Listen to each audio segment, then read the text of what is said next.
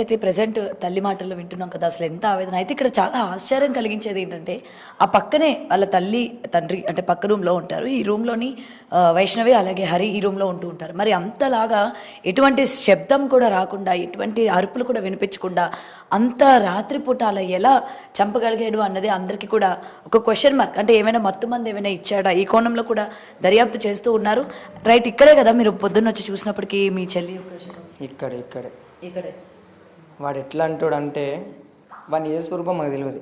మస్తు మంచుడు అనుకున్నాం, నిజంగా మస్తు మంచుడు అనుకున్నాం. మీరు సరే తల్లిదండ్రులు అంటే ఓకే, అన్నదమ్ములు మీరైనా సరే ఎలాంటి వాడు ఏంటి అని చెప్పి చిట్టి అందరితోటి కంటే మా వైఫ్ జాను ఆమెతోటి నాతోటి ఎక్కువ ఉంటుంది. ఏ ఫంక్షన్స్ అయినా కానీ ఏ దావతులు అయినా కానీ బర్త్డే దావతులు అయినా కానీ మేమిద్దరం వేసుకుంటాం.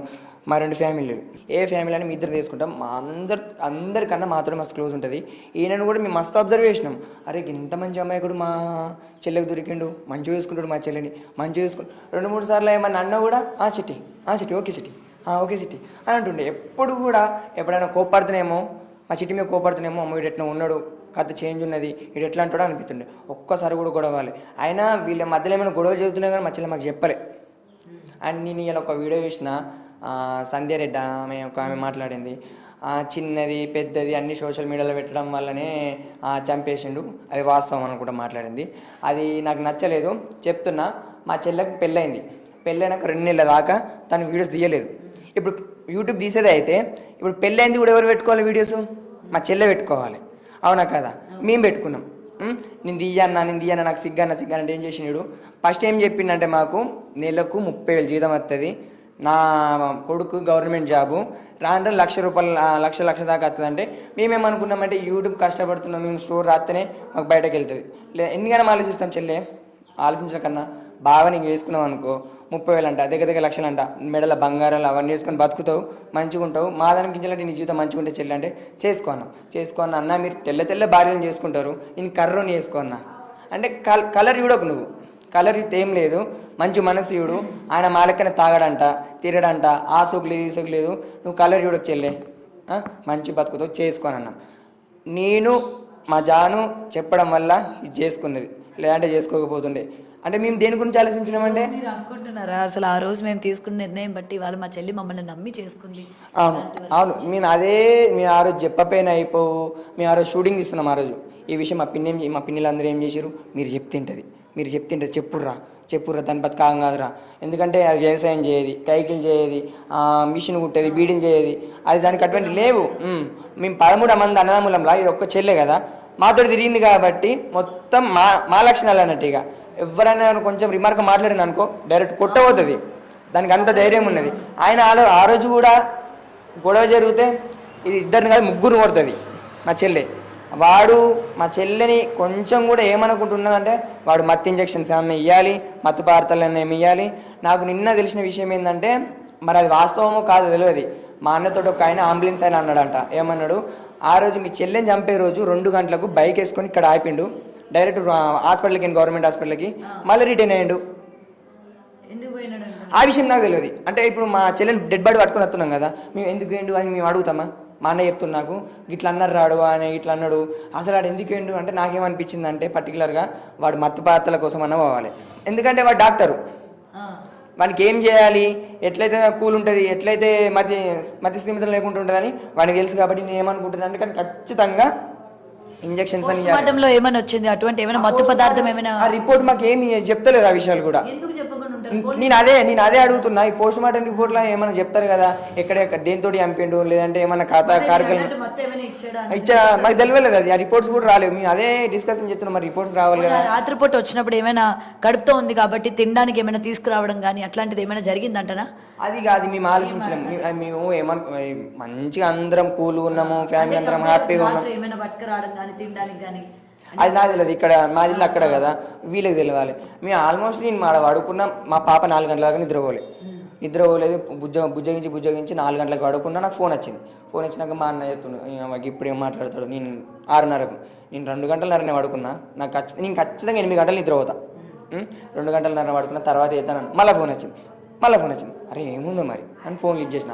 అన్న గిట్ల తమ్మ వైషమ్మ చచ్చిపోయిందిరా అంటే షాక్. నేను అంటే వీడి అంతలో నేను అనుకోలే. అంటే దాని కోపం వల్ల ఈ భార్య భర్తలకు ఏమైనా గొడవలు అయితే అదేమన్నా సూసైడ్ చేసుకుందా, ఉరి పెట్టుకుందా, అట్లా చచ్చిపోయిందా. నేను ఊరికొచ్చిన తర్వాత మా వైఫ్ ఆడ ఆకలి ఉడుతుందంట, ఆడ అట్లనే వేయండంట. ఆ విషయం మాకు తెలియదు. లేదంటే ఆయన మేము ఖచ్చితంగా ఫాలో అవుతుంటే ఆయన్ని మా చేతులతో చంపేస్తుంటే మా చెల్లె. మీకు చనిపోయిందని తెలుసు, అదే వెళ్ళిపోయాడు అని చెప్పారు కదా, అంటే చనిపోతే ఆడు ఎట్లా పారిపోతాడు? ఒకవేళ మీ అంచనా ప్రకారం సూసైడ్ చేసుకుందేమో అని అనుకున్నారు, ఎలా పారిపోతాడు అని చెప్పి అనుమానం రాలే మీకు? రాలే. మేమేమనుకున్నామంటే ఆయన ఇప్పుడు మా దేవుడు మా కళ్ళు కప్పేసినట్టు ఏమైంది, మేమందరం మా చెల్లె గురించి ఉరికినాం హాస్పిటల్కి. ఆయన ఫాలో అయితే ఆయన ఫాలో అయ్యి ఆయన్ని చంపేసి మా చెల్లె బొంద కింద కాళ్ళ కింద పెడుతుంటే మేము మొత్తం మా కళ్ళు తప్పినట్టు మేమందరం మా 13 మంది అన్నదమ్ముల అటురికినాం. అటురికినాం. మళ్ళీ ఆడు బైక్ స్పీడ్ మీద 60 కంటే కోవడు. అటు పోయినా ఫాలో అయినా మాకు దొరికిపోతున్నాడు అని నేను సంధ్య రెడ్డి గురించి మాట్లాడడం మర్చిపోయినా. ఆమె ఏమన్నదంటే ప్రతి ఒక్కటి తిన్నది, కూర్చున్నది, లేచింది సోషల్ మీడియాలో పెట్టడం వల్లనే చంపేసిండంట, అది వాస్తవం అన్నది. మా చెల్లె 2 నెలల దాకా వీడియోస్ తీయనంటే వీడు ఏం చేసిండు, సాగర్ నాకు వచ్చేది 12,000 జీతం, అది కూడా 3 నెలలకు ఒకసారి వస్తుంది. ఇప్పుడు మేము ఎట్లా బతకమంటావు, ఆ 3 నెలల దాకా ఎట్లా బతకమంటావు, మీ చెల్లెని వీడియోస్ తీయమంటే చెల్లె తీసుకోయే 30,000 అని చెప్పినావు మరి అదే అని అన్నాం. అదే బాగా మరి 30,000 ఎట్లా అంటే నేను గవర్నమెంట్ హాస్పిటల్తో సహా ప్రైవేట్ హాస్పిటల్ కూడా ఎత్తున్నా, అవి కలిసి 25,000 30,000 అంటారు. ఇప్పుడు అవన్నీ విషయాలు తెలిసినాక ఏమంటుంది, ఇక పెళ్ళేవాడే తన మెడలో ముడి పడ్డాక నీకు 30,000 అని చెప్పినావుగా, నువ్వు మాకు వద్దు వెళ్ళిపోమని అంటాం. ఇక అయింది అయిపోయింది. అక్కడ గవర్నమెంట్లో చూసుకుంటుండే, ప్రైవేట్లో చూసుకుంటుండు, ఈ నెలకు 30,000 అంటుండే, నెలకు 30,000 సంపాదిస్తుండగా అని మేము అట్లా అనుకున్నాం. కానీ వాడు ఇంత మోసం చేస్తాడని మీకు కళ్ళలో కూడా ఎక్స్పెక్ట్ చేయలే. వాడు ఏం చేసిండంటే వీడియోస్ తీయమని మీ చెల్లెని, వీడియోస్ తీయమని చెల్లె వీడియోస్ వీడియోస్ తీసుకుంటే బావ దగ్గర నుంచి వచ్చిన 12,000, నీ దగ్గర నుంచి ఒక 15,000 వచ్చినా కూడా మీకు సేఫ్ అవుతుంది, ఏమైనా ఇల్లు కట్టుకోవడానికి కూడా సేఫ్ అవుతుంది. అంటే నాకు మాట్లాడరాదన్నా, నాకు సిగ్గు అనిపిస్తుంది అన్న, నేను మాట్లాడన్నా అన్నది. అన్నాక అనేది మా జాను నేను రెస్పెక్ట్ అదేంటి రిక్వెస్ట్ చేయడం వల్ల ఏం చేసింది, సరే తీస్తాను ఏం చేసింది. 3 వీడియోలు నేనే ఫస్ట్ తీసిన, గిట్లా మాట్లాడాలి చెల్లె, గిట్లా మాట్లాడాలి, ఈ విధంగా మాట్లాడాలని ప్రతి ఒక్కటి నేను చేసిన. ఇదేం చేసి చెప్పన్నా, ఏమన్నా అన్న కూడా ప్రతి ఒక్కరు పెట్టు చెల్లె, ప్రతి ఒక్కటి పెట్టు, వైశమ్మ బంగారు తల్లి, ప్రతి ఒక్కటి పెడదాం అనండి. గొడవ పడినా ఏం పడినా అన్ని పెట్టే ప్రతి ఒక్క వీడియో పెడదాం మనము. నువ్వు వాళ్ళు ఎట్లా సంపాదించుకుంటారు, వీళ్ళు ఎట్లా సంపాదించుకుంటారు, మనం కూడా సంపాదించుకోవద్దా, మనం కూడా ఇల్లు కట్టుకోవద్దా అని దాని మైండ్లో లేకపోయినా వీడియో చెప్పిండు. ప్రతి ఒక్క వీడియో తీద్దాం. ఇప్పుడు దానికి ఇంట్రెస్ట్ లేకపోయినా కూడా సాగర్ ఫోన్ చేసింది, సాగర్ ఇట్లా ఏనంటుంది, ఇట్లా ఏనంటుంది అంటే చెల్లి తీసుకోరే అని నేను చెప్పిన. కానీ ఒకటి సాగర్ గారు, మీరు కూడా ఒక ఇన్ఫ్లుయెన్సరే కదా, మీరు కూడా యూట్యూబ్ చేస్తూ ఉంటారు కదా, మన జీవితంలో జరిగే ప్రతిదీ కూడా ఇవాళ ఆ మేడం మాట్లాడిందన్నా లేకపోతే నేను మాట్లాడాను అన్నదా పక్కన పెడితే, మన ఫ్యామిలీలో జరిగేవి ఏ విషయాలైనా గొడవలు కావచ్చు, లేకపోతే పంచాయతీలు కావచ్చు, ఇవన్నీ ఈ సోషల్ మీడియాలో పెట్టడం వల్ల కరెక్ట్ అంటారా? భార్య భర్తల మధ్య 4 గోడల మధ్య జరగాల్సినవి మీరు పెడితే పెట్టుడు కరెక్టే. ఎందుకంటే చెప్పన్నా, ఆమెతో ఎవరితో మాట్లాడుతున్నా ఆమె తెలియదు, ఆమె పేరు తెలియదు, ఆమె నెంబర్ తెలియదు, చేసిన పనులను చేసిన. సరే ఇవన్నీ వీడియోలో పెడతాంది, అవన్నీ నిజమే, మీ బావకి ఇంకొకరు ఉన్నారన్నది నిజమే, అన్ని నిజమే. మరి ఆ వీడియోలు చూసి మీరు మీ బావని ఫాలో అవ్వడం కానీ, ఆయన ఫోన్లు చెక్ చేయడం కానీ, లేకపోతే ఆయనకు ఉందో లేదో తెలుసుకోవడం కానీ మీరు చేసినారా? చెక్ చేసినాం. ఆడేం చేసిన, ఆయనకి చిన్న తెలివి లేదు, మాకే తెలివిందంటే వారికి మాకనే డబుల్ తెలివి. చెక్ చేసినాం, అన్ని చూసినాక ఒక్క నెంబర్లు కూడా లేవు, వాట్సాప్ కాల్స్ కూడా లేవు, ఏం లేవు. అరే గిట్లెందుకైంది అని ఆయన ఆల్రెడీ వీడియో చేసిన అక్కడ ఏడాడ మా మమ్మోళ్ళ ఇంటికాడ వచ్చే నేను నాకు అరే ఇక్కడ ఏమైందని చూసేసరికి నేను బేరిచ్చిన, ఇదే లాస్ట్ అండ్ ఫైనల్ వార్నింగ్, ఇంకోసారి ఇట్లా చేసినావు అనుకో నువ్వు బతకవు ఆమె బతకది అంటే ఆ టాపిక్ లాస్ట్ అయిపోయింది. అయిపోయింది, హ్యాపీగా ఉన్నాము. మరి ఈ వీడియోస్ పెట్టిండు అది అన్నాడు కదా, ఆడి వీడియోస్ పెట్టింది అన్నది కాదు, ఆడొక దోషి, వాడు తప్పించుకోవడానికి 100 కారణాలు చెప్తాడు, అవునా కాదా? ఫస్ట్ ఏమని చెప్పిండు, మా అమ్మ వాళ్ళు మా అన్న వాళ్ళు నాకు ఒత్తిడి చేసిర్రు, ఆ ఒత్తిడి వల్ల నేను ఈమెను చంపేసిన అని చెప్పిండు. తర్వాత ఏం చెప్పిండు, నాకు వీడియోలు ప్రతి ఒక్కటి చిన్నది పెద్దది అన్నీ సోషల్ మీడియాలో పెట్టిండు, అందుకే నాకు మైండ్ పని చేయక నేను చంపేసిన అని చెప్పిండు. అది కారణం అది కాదు, వీడు కట్నం కోసం చంపిండు. వాడు బయటపడడానికి, వాడు నిర్దోషం తెలిపించుకోవడానికి వాడు ఏం చేస్తున్నాడంటే ఈ కారణం చెప్తుండు, సోషల్ మీడియాలో పెట్టిండు. సోషల్ మీడియాలో మరి అయిపోయింది కదా, 3 నెలల తర్వాత మేము పెట్టినాం. అది పెట్టినాక తర్వాత వాళ్ళు మంచిగా ఉన్నారు, చిట్టి ఆ వీడియోస్ డిలీట్ చేయమంటే చేయకపోతుండేనా? అది ఆ విషయాలు ఏం చెప్పలేడు. వీని మనసులో అదేం లేదు, కట్నం ఉన్నది, వాళ్ళ అన్నదమ్ముల వేధింపులు ఉన్నాయి, ఒత్తిడి వేయడం వల్ల ఏం చేసిండు, ఆయనకి పైసా పిచ్చంటే బాగా. మేము దావా చేసుకుంటాం కదా, వాడు 1 రూపాయి కూడా ఖర్చు చేయనీయడు. చిట్టి ఎందుకు సాగర్ చూసుకుంటాడుగా చిట్టి ఎందుకు మేమేమో కూడా బాగా రెస్పెక్ట్ ఇస్తాం పైసలు ముఖం చూసుకోవద్దు రెస్పెక్ట్ చూసుకోవాలని మేమే ఖర్చు చేసుకుంటాం వాడేమంటాడు నాకు ఇట్లా పిసినారి ఎత్తుండే ఏందన్న నేనే పిసినారి ఎత్తున్నా అంటే పోంతి చెల్లె పోంతి అని నేను అనుకున్నా ఆడు పిచ్చోడు ఆడు ఇంకేం చేసి 2 ఎకరాలు 20 లక్షలు 2 ఎకరాలు 20 లక్షలు అంటే వాడు ఆశకు ఇప్పుడు ఎట్లా ఇది ఉన్నది అనుకో నాకు అది రాదు ఇది పోతేనే చెల్లి మీతో బాగా క్లోజ్ ఉంటుంది మాతో ఉన్నంత క్లోజ్ ఈ అన్నదమ్ములతో ఎవరితో ఉండదు అంటే వీళ్ళ సంతానంతో చెప్పలే ఏరు చెప్పలే అసలు ఎట్లా చెప్పన్నా ఎంత మంచి కలిసి ఉండేటోళ్ళు అంటే వీడు పలానా రోజు మా చెల్లెని ఇట్లా చేస్తాడని మేము అస్సలు అనుకోలే నల్లిగాడు ఏమని మాట్లాడినా కూడా ఓకే సాగర్ అసలు మా అన్నకి ఇట్లా అంటే ఓకే చెల్లి అన్నకి ఇట్లా వేయాలంటే ఓకే అన్న ఓకే తమ్ముడు ఇట్లా అందరితో ఇట్లా మాట్లాడుతుంది మొత్తం మోసం కాడు మరి వీడు చూడు దీనికి వీడియోస్ అంటే ఇష్టం లేనోడు ప్రతి ఒక్కడి చెల్లి మా చెల్లితో సాగర్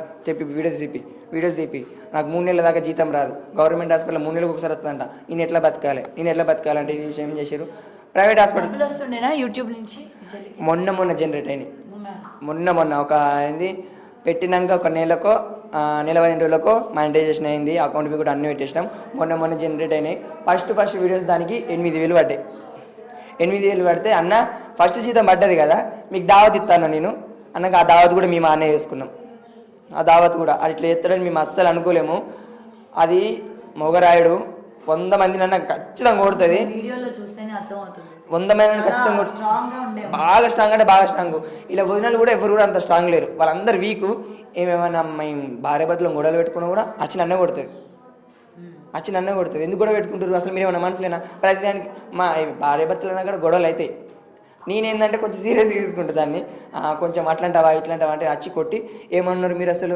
చిన్నదానికంటే డిస్కషన్ చేసుకొని ఇట్లా గొడవ పెట్టుకుంటారు ఏంది మీరు ఇప్పుడే పిల్లలు ఉన్నాక ఇట్లా గొడవ పెట్టుకుంటే రాంటారు మీరు ఏం బతుకుతారు దీనివల్ల మేము కొంచెం మారినాం జానుని ఒక్క మాట అనేది ఒక్క మాట అన్నది నన్ను కొడుతుంది ఇక నేను చాలా వీడియోలలో నేను పెట్టినా కూడా అంటే మా జాన్ ఏం చేసిందంటే మరి సాగర్ మీద ఇట్లా ప్రాంక్ చేస్తా నన్ను ఏమంటాడు చూద్దాం మా చిల్లి ఏమంటే చూద్దామంటే ఆ వీడియోలో నన్ను మస్తు కొట్టి వాళ్ళు ఇద్దరు అంత ప్రేమ ఉన్నదానికి ఇట్లా అవుతారు మేము అస్సలు అనుకోలేము ఆయన ఏంటంటే ఒక ఆ దోషి తప్పించుకోవడానికి 100 కారణాలు చెప్తాడు ఆ కారణాలు ఏం కాదు ఆ వీడియోస్ సోషల్ మీడియాలో పెడుతున్నా అన్నది కూడా తప్పించుకోవడానికి చెప్తుండు మనసులోకి ఇట్లా అదే ఉంటాడు ముందే చెప్పేది ఉండే వీడియోస్ అదేం వద్దు నేను జాబ్ చేసుకుంటా నేను నెలకు 30 సంపాదిస్తున్నాక మీరు వీడియోస్ ఎందుకు అని అనొచ్చుగా మా చెల్లె కూడా వీడియోస్ తీయాలన్న ఇంట్రెస్ట్ లేదు నేనే 4-5 వీడియోలు ఎడిటింగ్ చేసి గిట్ల తీయాలి అని చెప్పిన తప్పించుకోవడానికి చేస్తున్న నాటకాలు ఇవన్నాడు ఆ పోలీసులు కూడా ఏం చెప్పిండంట ఎందుకు చంపినవరా అంటే ఈ విషయం చెప్పిండట మాకు కూడా తెలిసింది కొంచెం బాధ అనిపించింది ఆడు తప్పించుకోవడానికి నేనే నాటకాలు ఆడుతున్నాను ఎట్లా చంపినవరా అంటే ఫస్ట్ ఓడిచిందంట శ్వాస ఆడకుండా గిడ ఏమో కట్టిందంట ఇప్పుడు మనం వెనుక నుంచి వెళ్ళడానికి ఇట్లా దొరకబడితేనే మనకు శ్వాస అనేది బయటకు రాదు ఆడు ఎట్లైనా మొత్తుకుంటుంది ఏమి ఆయన ఏం చేసిందంట కట్టిందంట గట్టిగా ఆడే చెప్పిండంట మాకు ఆ విషయాలు చెప్పిన కొద్దీ మాకు మస్తు అంటే మస్తు బాధ అనిపించింది ఇట్లా కట్టిండంట పొడిచినంట వద్దు పో పారిపో మా అమ్మకి నేనే గుద్దుకున్నాను చెప్తా నేనేం చేసుకున్నాను చెప్తా వెళ్ళిపో అంటే గట్లెట్లా ఎన్నెలు నన్ను బతకరిస్తారంట ఇప్పుడు బతకరిస్తామా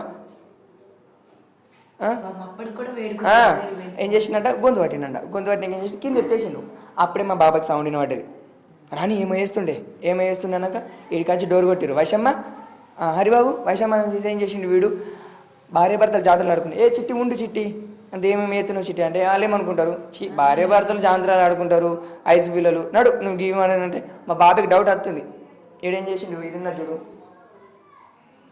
ఈయన తలగా పెట్టి గుద్ది అంపిండంట ఎంత గట్టిగా కొట్టకపోతే ఖర్చు పలుకుతుందా పలగది మా పిన్ని మార్నింగ్ లేచి మార్నింగ్ లేచిందంట మార్నింగ్ లేచి మరి నేను అడుగుతా మరి మా అల్లుని అడుగుతా రాత్రి ఏమైనా గొడవ అయిందా మరి ఏంది అని అడుగుతా అనుకున్నట బ్రష్ చేసుకున్నాడట అడిగి బయట అదే 2 మంచాలు అట్టే ఉంటాయి మరి ఏమైంది మరి అడుగుతా మరి మా అని ఏం చేసి నేను బ్రష్ చేసుకొని ఇటు వేయండి మా అల్లుడు గిట్ట ఎందుకు పోతుండు రోజు 9 గంటలకు 10 గంటలకు హాస్పిటల్ పోతుండే నా బిడ్డ వామిటింగ్స్ చేసుకుంటుందిగా టిఫిన్ తేయడానికి పోతుండేమో అనుకున్నట సరే అని మా పిన్ని ఇంట్లోకి వచ్చిందంట పరదేసింది డోర్ పెట్టిండు డోర్ ఎందుకు పెట్టిండు నేనే నా బిడ్డ ఇంటుండగా డోర్ ఎందుకు పెట్టిండు ఏమైతే అని డోర్ వేసినట బిడ్డ మీతో బెడ్డింగ్ లేదు బాత్రూమ్కి ఇట్లా పోయినా అని చూసేసరికి ఇట్లా పడిపోయిందంట ఈ బెడ్ తీసి పెట్టి కింద ఎందుకు అనుకున్నారు ఇలా చూసేసరికి కొంచెం ఇట్లా ఇక్కడికి వచ్చేసరికి మొత్తం ఇది అంతా రక్తమే ఇగో ఇప్పుడు ఒక్కటే మాట ఏంటంటే చట్టం చట్టం చట్టం, మనము ఒకరిని చంపడానికి మనకు రైట్స్ లేవు, మనకు చంపడానికి రైట్స్ లేవు అని అంటారు. ఆడు మనల్ని చంపడానికి కూడా రైట్స్ లేవు. సరే మనకు చంపడానికి రైట్స్ లేవు కదా, పక్క దేశాలల్లో మర్డర్లు కానీ రేప్ కేసులు కానీ అవుతున్నట్టు మనకు వినబడుతున్నాయా? మన 2 తెలుగు రాష్ట్రాల నుంచి బయట దేశాలకు పోతున్నాయి.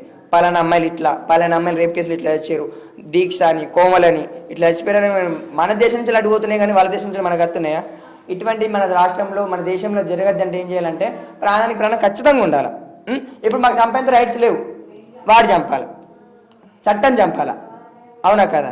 అట్లయితేనే వేరేటోడు ఏమనుకుంటాడంటే అమ్మో నేను ఆమె పాలన తీసిన అనుకో నా పాలన తీస్తారు, అవసరమా అని మన దేశంలో మర్డర్లు అనేది అగ్గిపోతాయి. ప్రతి ఒక్క ఆడపిల్ల సంతోషంగా హాయిగా బతుకుతుంది, అవునా కదా? రేప్ కేసులు జరిగాయి, ఆ మర్డర్లు జరిగాయి, భార్య భర్తలు మంచిగా కలిసి ఉంటారు. ఒకవేళ థాట్ మైండ్లో నా భార్యను చంపాలనుకున్నా ఉన్నా కూడా ఆయనకి ఏమనిపిస్తుంది, నేను నా భార్యను చంపాను అనుకో వాడు నన్ను చంపిస్తాడు. తక్కువ మర్డర్ కేసులను తగ్గిపోతాయి, ఆడపిల్లలకు రేప్ కేసులను తగ్గిపోతాయి. ఖచ్చితంగా వానికి చట్టం మాకన్నా పేపర్ మరి వాడు చంపేందుకు వాని కేసు లేదు, మాకు చంపినందుకు మా కేసు లేదు. మమ్మల్ని మాకన్నా పేపూరి లేకపోతే ఆ చట్టం అన్న వాళ్ళ గురిశిక్ష వాడలే చేయాలి. కట్నం కట్నం కట్నం కట్నం అంటాడు. పెళ్లి చేసుకున్నప్పుడు గుర్తుకు రాలేదా? పెళ్లి చేసినప్పుడు గుర్తుకు రాలేదా కట్నం? వాడు దీనికంటే ముందే అలా సంబంధం మాట్లాడుకున్నాడు. వాడు నాకు కట్నం వద్దు, నాకు వైషమ్మ కావాలని ఇక్కడికి వచ్చిండు. వ్యామోహం తీరినాక ఏం చేసిండు, కట్నం మిగించలేదు, దృష్టి పడ్డది. మళ్ళీ కడుపులో ఉన్న బిడ్డని మాకు తెలియదు. ఫస్ట్ మా భార్య భర్త మా భార్య ఉంది, మేము క్లోజ్ కదా. చిట్టి నేను పెళ్ళైనాక నెల 15 రోజులకి 2 నెలలకి నేను ప్రెగ్నెంట్ అయినా, నువ్వు 3 నెలలు అవుతుంది చిట్టి, ఎందుకు ప్రెగ్నెంట్ అవుతావు అని వాళ్ళ అది వదిన మరదల మధ్యలో ఉంటాయి కదా. అన్నాక మా చిట్టికి నేను చెప్పాలి మరి ఇట్లా చెప్పాలి. దానికి ఏం చేసింది, రిపోర్ట్స్ ఇచ్చింది ఫోన్లో. అక్క వాళ్ళు ఏమంటారు అంటే అక్క చెల్లి అని కూడా మాట్లాడుకుంటారు. అక్క నేను ప్రెగ్నెంట్ అయినా, ఇగో ఆయనకి ఇట్లా వేసిండు. ఎందుకు వేసిండంటే ఇప్పుడు ప్రెగ్నెంట్ అయినా అనుకో మళ్ళీ మా అమ్మాలు కులుగుతారు, అద్దు మనం కొంచెం ఎంజాయ్ చేద్దాము, మనం అడి తిరగబోదాం ఇటు తిరగబోదాం అని ఏం చేసిండు, యాదగిరిగుట్ట పట్టుకపోయిండు మాతో పాటే. అబోషన్ చేయించినాకనే మనం ఇప్పుడు ఎంజాయ్ చేద్దామని చెప్పిండుగా, మనం అటు ఇటు తీసుకోపోవాలి. ఆయన ఏం చేసిండు, యాదగిరిగుట్ట వచ్చిండు మాతోటి. వాడు ఒక్కటి కాదు 3 పానాలు తీసిండు. ఫస్ట్ అబోషన్, ఆ భ్రూణ హత్య కేసు కింద ఆయన చేయొచ్చు, అది ఇబ్బందికరంగానే కదా. తర్వాత మా చెల్లెని చెప్పిండు 4 నెలల ప్రెగ్నెంట్, ఇది బయట పడ్డదనుకో, ఈ కొడుకన్నా బిడ్డన్న బయటకు వచ్చిరనుకో ఇరుకులో పడిపోతా. వాళ్ళ అమ్మ చెప్పింది, వాళ్ళ అన్నలు చెప్పారు, ఎమ్మెల్యే సపోర్ట్ ఉందంటే ఎమ్మెల్యే దేనికి సపోర్ట్ ఉంటాడు, న్యాయానికి సపోర్ట్ ఉంటాడా, అన్యాయానికి సపోర్ట్ ఉంటాడా? ఒకవేళ సరే వాడు ఎమ్మెల్యే దగ్గర పనిచేస్తుంది కావచ్చు, ఎమ్మెల్యే సపోర్ట్ ఉంది, దీనికి ఎమ్మెల్యే ఎవరు కూడా సపోర్ట్ చేయరు. నువ్వు చంపుకొని చూసుకుంటాడు ఎమ్మెల్యే, సపోర్ట్ చేయడు. మీరందరు కానీ చూస్తున్న ప్రతి ఒక్కళ్ళు మా ఇంటి ఆడపిల్ల కాకుండా మీ ఇంటి ఆడపిల్ల అనుకొని జస్టిస్ ఫర్ వైషమ్మ అని సోషల్ మీడియాని షేక్ చేసిన అనుకో వాళ్ళకి ఖచ్చితంగా ఉరిశిక్ష పడాలి. మళ్ళీ ఇంకోటి వరకట్నం వేధింపులు అనేది కూడా జరగద్దు. అత్తమ్మలకి ఎందుకు ఏమవసరం, వరకట్నం గురించి ఏమవసరం, భార్య భర్తలు చూసుకుంటారు, అవునా కదా? ఇప్పుడు వాళ్ళు కట్నం పోసింది అనుకో అల్లునికి, అది నీకెందుకు, అవునా కదా? నీకెందుకు, వాళ్ళు భార్య భర్తలు చూసుకుంటారు, వాళ్ళ ఇష్టం ఉన్న కాడ ఉండని. కట్నం దేపోరా అని కొడుకుకు 1, 2, 3 చెప్పించి వాని మైండ్ మొత్తం ఆగం చేసి వాడిని ఒత్తిడి చేపించి చంపేయించినావు. ఇప్పుడు వాని బతికేమవుతుంది, చావు కిందకే పోతుంది కదా. కఠిన శిక్ష పడుతుంది, 15 సంవత్సరాలు 14 సంవత్సరాలు పడుతుంది, లేదంటే లైఫ్ టైం పడుతుంది, లేదంటే ఊరి శిక్ష ఇస్తారు. వాని బతకాగమైనట్టే కదా. అంటే ఈ విషయం ఎవరు తెలియదు అనుకున్నారా? ఇప్పుడు మా చెల్లె అటువంటి వీడియోస్ పబ్లిక్లో పెట్టడం వల్లనే ఇంతమంది మా చెల్లె దగ్గరికి వస్తారు. ఇట్లా కాదు, ఇట్లా జరగలేదు, ఇట్లా లేదనుకుంటే ఒక నార్మల్ పర్సన్ అయి ఉంటే మా చెల్లె దగ్గరికి ఇంతమంది వస్తున్నానా? ఆమె ఒక ఇన్ఫ్లుయెన్సర్ కాబట్టి ఆమె దగ్గరికి లక్షల మంది, కోట్ల మంది నాకు ఫోన్ చేసుకుంటా, మీరు 13 మంది అన్నదమ్ములు ఉండి ఏం చేస్తారు, మీరు 13 మంది అన్నదమ్ములు పీకడానికి అంటే మాకు బాధ ఏంది చెప్పన్నా? నడి రోడ్డు ముందు మేము ఉండగానే మా చెల్లెని నడి రోడ్డు మీద కొడితే అప్పుడు మేము ఏం చేయకపోతే ఏం లాభం లేదన్నట్టు. వాళ్ళు లోపల నైట్ చేసుకునేది మాకెట్లా వెళ్తుంది, అవునా కదా? వాళ్ళు ఫోన్ చేసినప్పుడు ప్రతి ఒక్కరు ఆ మాట అంటే నాకు మస్తు. నాకైతే ఇప్పుడు లక్షల ఫోన్లు అరే ప్రతి ఒక్కరు మరి లిఫ్ట్ చేస్తాం. ఏమనంటారు, మీరు 13 మంది అన్నదమ్ములు ఉండి మీకు ఏమైనా తెలివి ఉందా, అసలు మీరు గాజులు వేసుకొని తిరుగుర్రి అంటే నిజంగా మీకు అట్లా అనిపించింది. గాజులేసి తిరగాలన్నా అన్నంత బాధ అనిపించింది మాకు. 13 మంది అన్నదమ్ములం ఉండి ఒక చెల్లెని కాపాడుకోలేకపోయినాం. వాడు దోషి. వాడు తప్పించుకోవడానికి ఆడుతున్న నాటకం ఇది. మీడియా అని అల్ల పెట్టిండు, సోషల్ మీడియాలో అంతా పెట్టిరు, నాకు ఆ డిప్రెషన్లకైనా దానివల్ల నేను చంపేసిన అన్నది అదంతా ఫేకు. వాడు చంపింది వాళ్ళ అన్నలు ఒత్తిడి చేసింది కట్నం గురించి. వీన్ మైండ్లో ఉన్నది కూడా కట్నం గురించే. ఆ కట్నం గురించే ఆమెను చంపేసిండు. ఇదే నేను చెప్పేది. ఇంకోటి, ప్రతి ఒక్క ఆడపిల్లకి న్యాయం జరగాలంటే మా ఇంటి ఆడపిల్ల కాకుండా మీ ఇంటి ఆడపిల్ల అనుకున్నాం అనుకో, మా చెల్లెకి ఖచ్చితంగా న్యాయం జరుగుతుంది. వేరేటోడు ఎవరైనా చేయాలనుకున్నా కానీ వానికి భయం అనిపించి మర్డర్ కేసులైనా తగ్గిపోతాయి మన దేశంలో, మన రాష్ట్రంలో రేప్ కేసులైనా తగ్గిపోతాయి. ఇది ఒక్కటే కోరుకుంటున్నా. Justice for Vaishu.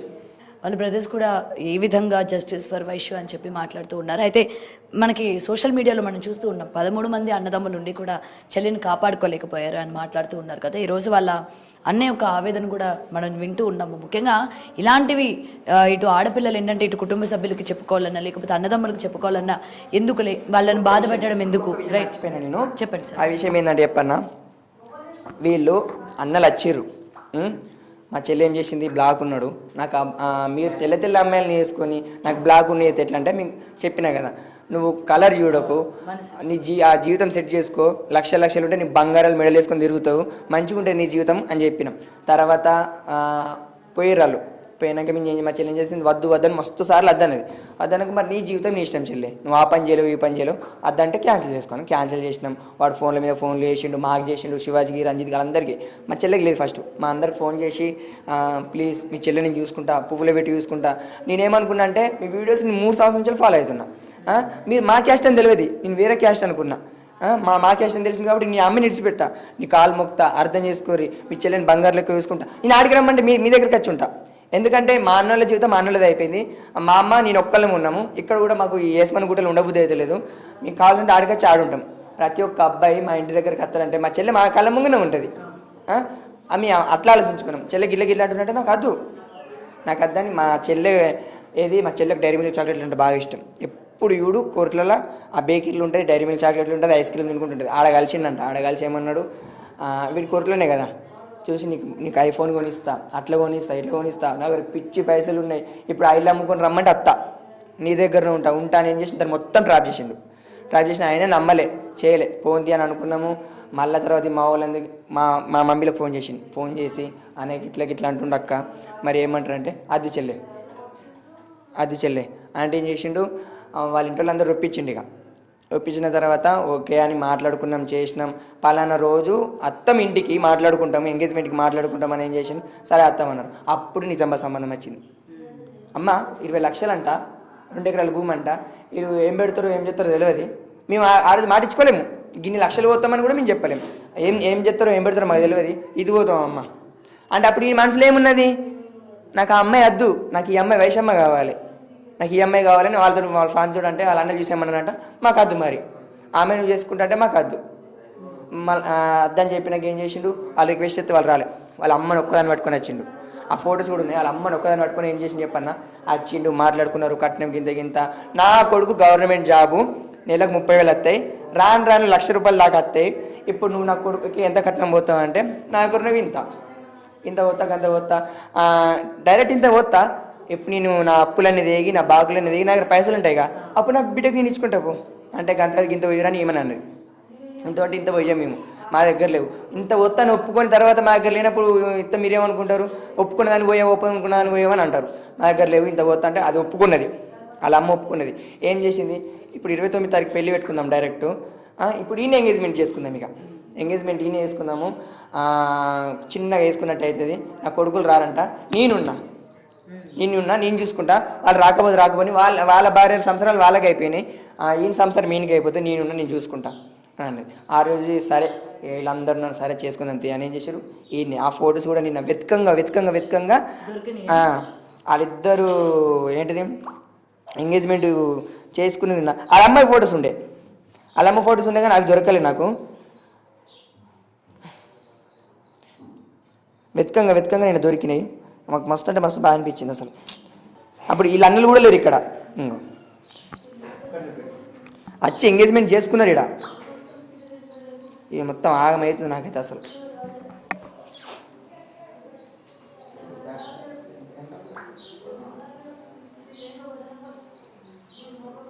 వచ్చి ఎంగేజ్మెంట్ చేసుకున్నారు. చూడు ఈ ఫొటోస్ పంపమంటే మీకు పంపుతా, అక్కడ స్క్రీన్ మీద పెట్టుకోండి. చిన్నగా ఎంగేజ్మెంట్ చేసుకుందాం అని చెప్పింది కూడా వీళ్ళ అమ్మనే. అండ్ ఇంకో హ్యాపీగా ఉన్నాడు, మస్తు అంటే మస్తు హ్యాపీగా ఉన్నాడు. తర్వాత ఏం చేసిండు, వీళ్ళ అమ్మల దగ్గరికి పోయిర్రు. ఇక ఎంగేజ్మెంట్ అయిపోయింది, 29 తారీఖు పలానా డేట్కు మనం పంతులకు ఫోన్ చేసినాం. ఇది ఒక్కో రోజే మంచి రోజు ఉంది, ఇది దాటిందంటే మళ్ళీ 2 నెలలు 3 నెలల దాకా లేవు.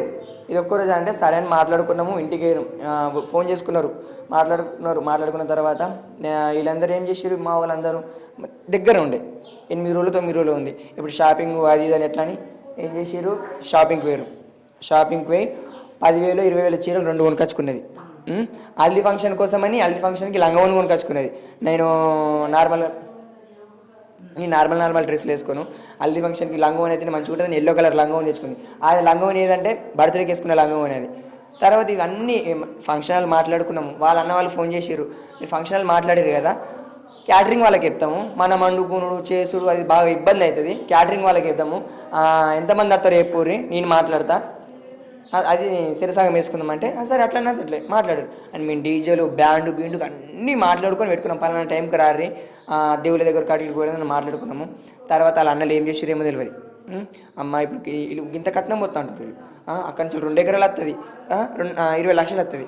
ఇప్పుడు ఈయన బతుక ఆగమవుతుందమ్మా, ఇచ్చేద్దాం అని చెప్పేసరికి వీళ్ళమ్మకి ఏం చేసారు, ఫస్ట్ ఒప్పుకున్నది. మా హరిగాడు వీళ్ళ అమ్మని ఒప్పించిండు, వాళ్ళ అన్నలు ఒప్పిస్తాను అనుకుని వాళ్ళ అన్నలు ఒప్పుకోలేరు, ఒప్పించి నచ్చిన ఎంగేజ్మెంట్ చేసుకున్నాడు. వాళ్ళ అన్నలు ఈ అమ్మని ఒప్పించారు అద్దమ్మని. వీళ్ళు ముగ్గురు కలిసి ఈయన ఒప్పిద్దాం చేసారు. ఈయన ఏం చేసిండు, నాకు ఆమె లేదు నేను బతుక అన్నాడు. అన్నాక నువ్వు ఆమెను ఏమైనా చేసుకో, మేమైతే రామని చెప్తే ఏం చేసిండు, ఆగో వీడు ఒప్పించుడేంది, మా ఆడుకోడేంది, ఎంగేజ్మెంట్ ఏమని చెప్పుడేంది, కట్నం ఒప్పుకుండేంది, గిట్ల ఎందుకు చెప్తున్నాడు, నేను పోయి బంగ్లా మీద పోయి మందు పోసుకున్నాడట. మందు తాగినంట. మళ్ళీ తర్వాత వైషమ్మ గుర్తుకొచ్చి పోయి కాళ్ళ మీద పడి అమ్మ నన్ను బతికిర్రే అని అంటే వాళ్ళ హాస్పిటల్ తీసుకొచ్చారు. 2 గంటలకు 12 గంటలకు మాకు ఫోన్ చేసి నా పిల్లలకు మీ వల్లనే వచ్చిందే గలీజ్ మాటలు నేను చెప్పలేకపోతున్నాం. గలీజ్ మాటలు చెప్తే మా పిల్లలు ఆగమయ్యారు. అరే నేనేం చేసిన, వీళ్ళు ఎంగేజ్మెంట్ పెట్టుకొని 29 వరకు మాట్లాడుకున్నాం, మరి నా బిడ్డ ఏమని అన్నదా, మరి నా బిడ్డ చేసుకొని అన్న ఫోన్ మాట్లాడుకుంటారు. నా బిడ్డ ఏమైనా చేసుకొని అన్నదా, చేసుకొని అంటేసరికి నా బిడ్డ ఏమైనా చేసుకుందా, నా బిడ్డ దగ్గరికి ఇట్లా లేపి గిలిగిలి అయిందంటే షాకు. నువ్వేమన్నా అన్నావు చేసుకున్నావు, నేనేమన్నా ఇవ్వడానికి ఫోన్ మాట్లాడి ఇట్లెట్లయింది అని చేసి మరి సరే ఎంగేజ్మెంట్ పెట్టుకుని ఎంతైనా అల్లుడేనా ఇక పోతా మరి హాస్పిటల్ ఏ హాస్పిటల్ చెప్పు అంటే చెప్పలే. ప్రతి హాస్పిటల్ తీసుకుంటే ఆయన బండి ఉంటుందిగా, హీరో హోండా బండి, అబ్బాయి ఇది ఇందే అని ఏం చేసిన హాస్పిటల్ మా పిన్నిను మా బాబు ఇద్దరు వెనకాల కిందనే ఇట్లా అనుకుంటున్నారట. వీళ్ళు చూస్తలేరు కానీ పోయినాక సడన్గా వేసిరు, పోయాలని బయట నూకేసారు. ఎందుకు వచ్చిరు అనుకుంటే గలీజ్ మాటలు తిట్టినాక ఏం చేసారు. అప్పుడు మేము యూట్యూబ్ తీస్తున్నాం, అందరూ తెలుసు. అరే గీలేంది మాటలు పడుతున్నాయని అనుకున్నదేమో. పోన్ వీడెందుకు మనకు అదని ఇంటికి వచ్చిన తర్వాత సైలెంట్గా పోనని మా చిట్టి ఏడ్చుకుంటూనే ఉండేది. చెల్లె పోనే, నువ్వు వద్దు అని అన్నావు కదా, ఇక అద్దన్నట్టు అయిపోయింది పోనీ అనుకున్నా. మళ్ళీ 8 రోజులకు ఫోన్ చేసినాడు. ఫోన్ చేసి గిట్ల కథ అది నువ్వు లేకపోతే చచ్చిపోతా అది అంటే సరే అని పెళ్ళి చేసినాం, అంత అయిపోయింది. ఇంకో ఇట్లా వచ్చింది కథ. వాళ్ళ అన్నల వల్ల కట్నం అని ఆయనకి ఒత్తిడి చేసి ఆడు అమాయకుడు, అసలు ఆనంత అమాయకుడు లేడు, కానీ ఆడే అంత కఠినంగా చేస్తాడని మేము అస్సలు అనుకోలేము. వీళ్ళకి ఖచ్చితంగా ఉరిశిక్ష పడాలని మనస్ఫూర్తిగా కోరుకుంటున్నాం. అయితే హరిబాబు ముఖ్యంగా వీళ్ళ దగ్గరికి వచ్చినప్పుడు చాలా ప్రేమగా ఉన్నాడు, వాళ్ళ చెల్లిని కూడా చాలా ప్రేమగా చూసుకుంటాను. అంత ప్రేమగా ఉన్నవాడికి ఇటు వాళ్ళ అమ్మ అలాగే వాళ్ళ యొక్క అన్నదమ్ములు ఏ విధంగా ప్రెషర్ పెట్టారు, ఏ విధంగా డబ్బులు కావాలి, నగలు కావాలి, ఆస్తుపాస్తులు కావాలి అని చెప్పి ఎంత ప్రెషర్ పెట్టకపోతే ఇవాళ నా చెల్లిని అంత ప్రేమగా ప్రేమించాను అని చెప్పి అన్నిసార్లు తన కోసం సూసైడ్ చేసుకోవడానికి కూడా సిద్ధపడి మళ్ళీ వచ్చి ఈ ఫ్యామిలీ మెంబర్స్ వద్దన్న పెళ్లి చేసుకున్న మనిషి ఈ విధంగా చేయడం మాకు ఫస్ట్ ఆఫ్ ఆల్ మేము దాన్ని తీసుకోలేకపోతున్నాము అని చెప్పి కూడా ఇవాళ కుటుంబ సభ్యులు చెప్తున్నారు. నిజంగా ఇంత ఘోరంగా కొడతారు, అసలు చూశారు కదా టైల్స్ అది ఏ విధంగా బద్దలైపోయి, అంటే అంత దారుణంగా అంత బలంగా కొట్టాడు. ఇది ఒక్క మనిషే కొట్టాడా లేకపోతే ఇంకెంతమంది ఇందులో ఇన్వాల్వ్ అయి ఉన్నారు, అసలు ఎన్ని రోజుల నుంచి వీళ్ళు ప్లాన్ చేసుకుంటూ ఉన్నారు. ఆఖరి క్షణంలో కూడా వైష్ణవి నన్ను వదిలేసి వెళ్ళిపో, సరే నేను చెప్పుకుంటా ఏదో ఒకటి, నీ వరకు రాకుండా నేను చేసుకుంటా, లేకపోతే మా అన్నలకి నేను చెప్తా, నా ఫ్యామిలీ మెంబర్స్కి నేను చెప్తాను, నేనేం కాకుండా నేను చూసుకుంటా అని చెప్పినా కూడా 4 నెలల గర్భవతి. అటువంటి పరిస్థితుల్లో కూడా ఆమె వాడి గురించి ఆలోచించి నిన్ను చంపకుండా చూస్తాను నేను అని చెప్పినా కూడా ఎటువంటి కనికరం లేకుండా ఎంత కిరాతకంగా కొట్టి చంపేశాడో మనం చూస్తూ ఉంటాం. సో డెఫినెట్గా ఇప్పుడు పోలీసులు అదుపులో ఉన్నారు. వాళ్ళు ఎన్ని మాటలు చెప్పినా కూడా, లేకపోతే ఎన్ని సాకులు చెప్పినా, యూట్యూబ్ అని, లేకపోతే వీడియోలు పెడుతున్నాడని, లేకపోతే ఇలాంటి సాకులు చెప్పినా కూడా ఇప్పుడు మేము తీసుకునేదే లేదు.